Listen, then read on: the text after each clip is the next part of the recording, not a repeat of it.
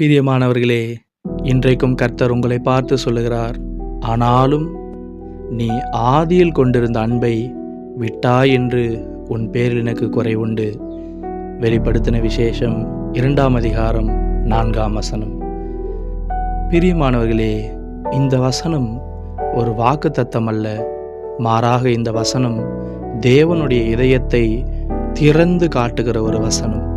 ஆண்டவர் தன்னை அதிகமாய் நேசித்த சபை பின்வாங்கி போனதை குறித்து அவர்களுக்கு உணர்த்துகிற வசனம்தான் இந்த வசனம்.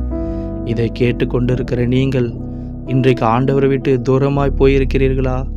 ஆண்டவர் மேல் வைத்த ஆதி அன்பில் குறைவுபட்டு போனீர்களா? கர்த்தரை மறந்து விட்டீர்களா?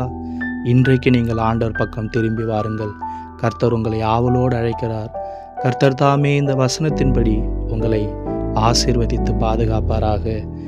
இந்த செய்தியின் தொடர்ச்சி நம்முடைய சேனலில் 6 மணிக்கு வரும். அதையும் பார்த்து ஆசீர்வதிக்கப்படுங்கள். கர்த்தர் உங்களோடு கூட இருப்பாராக. ஆமேன், ஆமேன்.